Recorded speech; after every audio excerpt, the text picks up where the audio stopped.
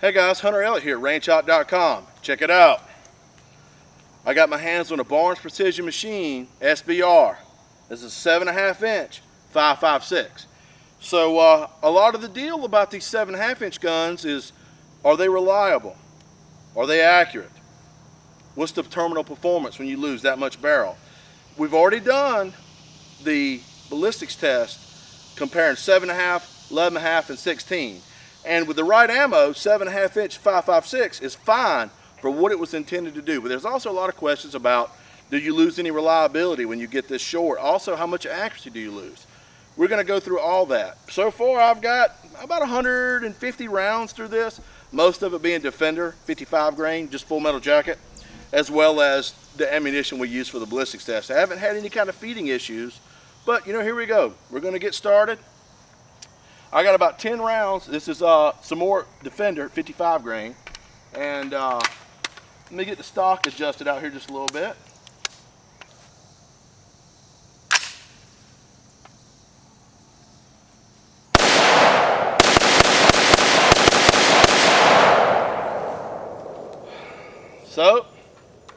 So far so good. It's run pretty good. It's really loud. I mean, it's obnoxiously loud. As you notice, I have added a foregrip on this, and for this little stubby handguard, I just feel a lot more comfortable with this foregrip. So anyway, the review continues. Hello, my name's Andrew Barnes, Barnes Precision Machine in Apex, North Carolina. I'm out here with Hunter today. He's helping us doing a review on our SBR line of rifles. This is a Barnes Precision Machine CQB Mo package with the mag pull accessories. This just happens to be a registered SBR short barreled rifle under NFA. It does have a 7.5 inch barrel. We also offer it in an 11.5 inch length.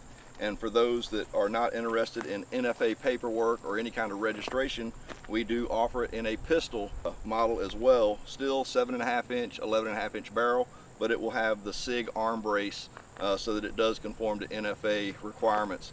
We do offer a couple of different trigger upgrades with this package. We offer the Geisley G2S. We offer the Geisley SSF Super Select Fire for law enforcement military that requires full auto. And of course, we do offer it as well with a commercial fire control group.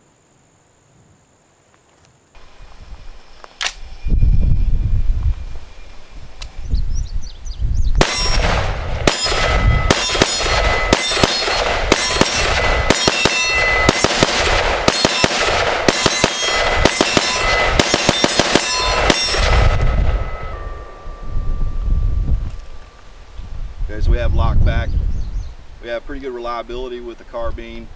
7.5 inch guns generally run a pistol link gas system, as well as 11.5 inch guns in 300 blackout. 5.56 guns, once you go to 11.5, you can go back up to a carbine link gas system. Carbine link rifles such as 16 inch, 14.5 inch guns, obviously they're running a carbine link gas system or the ever popular mid-link gas system. All in an attempt to manage recoil and make it a little easier on the parts relative to gas pressure.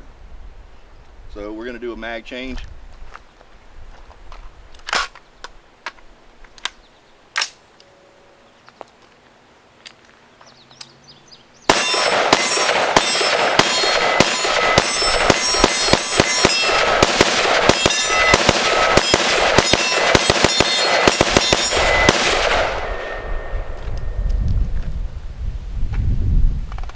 I've got about 650 rounds through it so far. Haven't cleaned the gun, haven't had any malfunctions. We've took it out to 100 yards and shot it, got some pretty good groups. Everything on the gun is running well, it's proved to be controllable.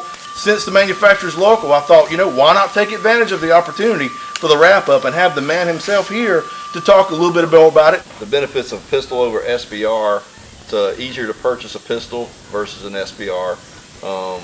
Owners of SBRs must notify the ATF, for example, when they travel over state lines. A pistol can be concealed with a concealed carry permit. It's against NFA to shoulder a SIG arm brace versus an SBR. So you offer this configuration, 7.5 inch, 11.5 inch, and 5.56 and 300 black, SBR or pistol. Correct. Jeff Cooper said a pistol is only good to fight your way back to your rifle. So it just makes sense for someone, that, especially if you're going to go out of town, you're going to go on a road trip, you want to have more firepower to say just your sidearm. And so you have that opportunity with the SBR or even the pistol. The added layer of comfort of carrying with me something with 30 round capacity. We've got the two options, 5.56, 300 blackout.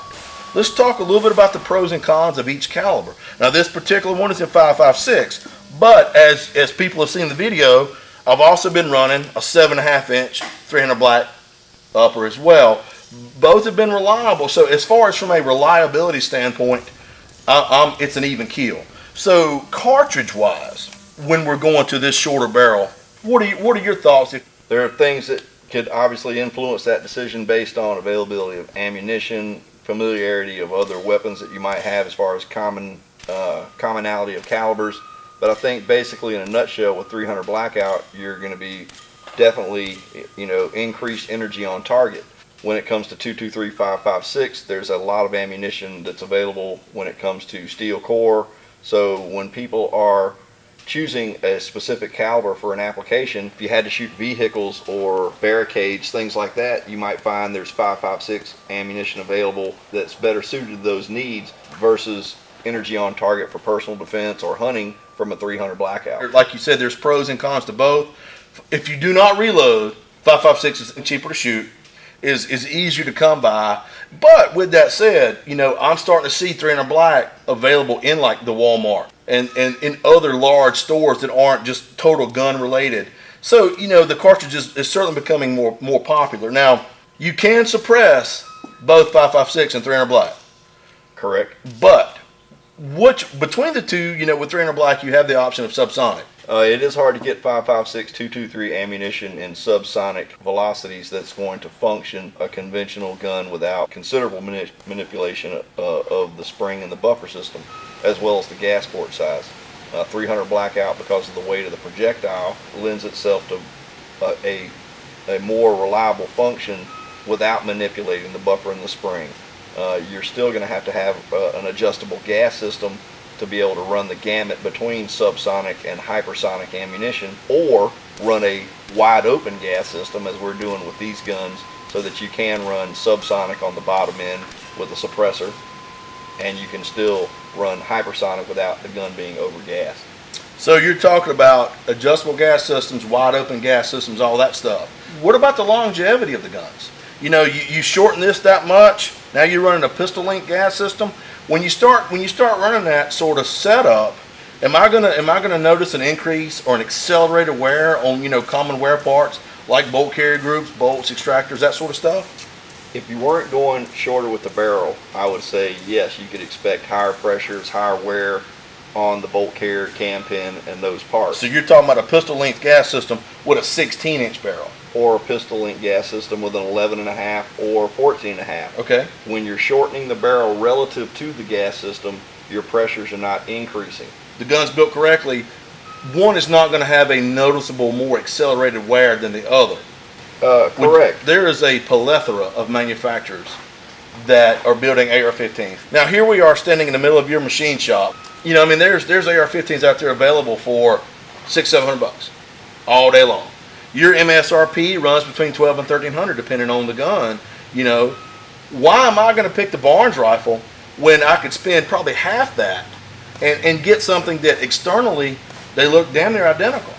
Quality of components, advanced materials and coatings, such as our nickel boron bolt carrier group, proprietary handguard, barrel nut design, things like standard Magpul product and components. It's a price point relative to quality that I think most people pay attention to. So, in a nutshell, you're really getting what you pay for. I do think so. I haven't cleaned it. I'm not maintaining it because hell, it's your gun, it ain't mine. So if it tears up, I ain't out nothing. So I really have used it more so than if it belonged to me personally. And being able to have this one lower and be able to have ease of caliber interchangeability to buy this 300 black upper and pin one off and pin one on. It's almost like you can order your one lower, be it SBR or pistol, and you've got several different options, as well as that pertains to your full-size carbines as well, because you make the 300 Black and 5.56 and 16-inch guns as too. Is that correct? Yep, that is correct. I mean, we've seen a lot of popularity of the 300 Blackout cartridge in the pistol and the rifle. It's not only a very effective small to medium sized game whitetail deer cartridge, but it's also gained some popularity in the tactical world. Ideally, you'd want both uppers. Ideally, I mean, it is convenient when you can buy and register one lower and have two calibers. We do engrave all the lowers that we produce at Barnes Precision with multi-caliber, so that you can, without any issues, attach different caliber uppers to your lower. Well, look, man, I mean, I know you're a busy man. You've got this great big old facility to run, so I'm not going to take up a lot of your time.